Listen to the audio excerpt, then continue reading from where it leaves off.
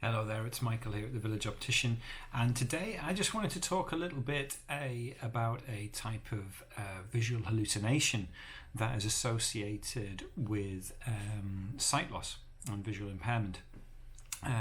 It's a very specific type of visual hallucination called Bonnet Syndrome. Okay, now it's named after a guy, Charles Bonnet, who was alive in the 1700s, and he was the first person to actually make note of this syndrome.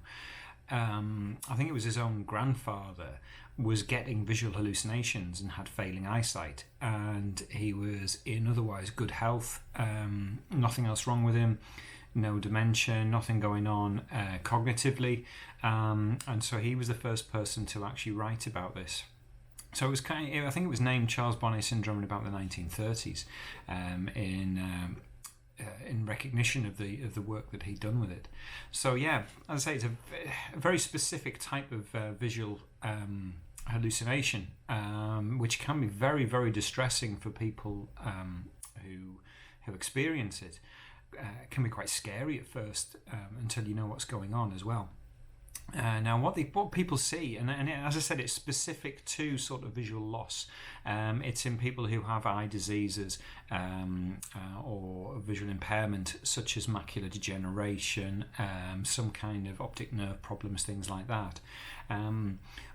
Not everyone who has these kind of visual impairments gets it as well, and we're not really sure why some people do and some people don't, but it's all down to different people's brains again, I suppose, and everyone's brain is different.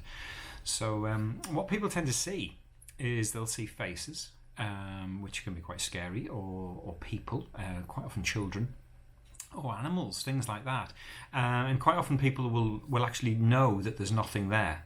They really do understand there's nothing there, and it's very distressing because then people start to question their own cognitive functions and things like that, and worry that there's actually something wrong with them themselves, until they actually have this explained that it's quite normal to get these kind of hallucinations in Charles Bonnet syndrome. As I say, the vision has to be fall below a certain level, so it's usually in an eye disease. The one that we commonly see is in macular degeneration, where the macula is damaged in the back of the eye, so the level of vision has dropped, and once it drops to a certain sort of standard, that's when the brain can start to see these hallucinations. Now, what we think is happening is that the brain is trying to piece together almost like a bit of a scrambled message. If you've seen some of our other videos, you'll know that you actually see with your brain. The eye catches the light, transfers the message off round the brain, and the brain puts it all together and sees. So it's thought that we're kind of getting a scrambled message there. So for an example in macular degeneration, if the back of the eye is damaged, and it's not quite getting the message right, it's not quite catching the light right, and therefore sending the right message through to the brain is trying to put this together and come up with a picture. Now, our default in the brain is to see faces. You know, we all do. You can see faces in all sorts of things. We'll have all seen the news stories in the papers where someone has seen the face of Jesus in a slice of toast. All it is just some burnt bits that look like a little beard. And then people, oh yeah, there's Jesus in some toast.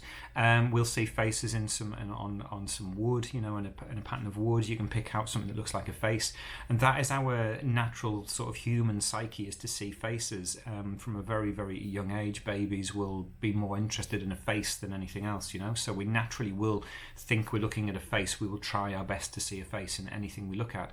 So you can understand why the brain, getting this mixed message, goes, I know it must be a face. It's bound to be a face, and so it's a person, or it's an animal that we recognise, So it's putting these things together. But as I say, it can be really distressing for people who are experiencing them. Most of these people do know that their eyesight is kind of failing, and they know there's already an eye disease there. But if you know someone who is experiencing something like this and they haven't been diagnosed with any eye conditions, then please do get them to go and see their optometrist and have their eyes checked, because it really can be very, very distressing for people until they have a diagnosis and they understand what's going on. And strangely, once people understand that they're not having cognitive problems themselves. Their brain is functioning fine. It is literally a function, part of whatever eye problem that they have. They can accept that and live with it quite happily, really. So that is Charles Bonnet syndrome. It's a little bit of an interesting one. Hopefully that's helped you all understand a little bit more about eyes again, and we'll speak to you all soon. Bye bye.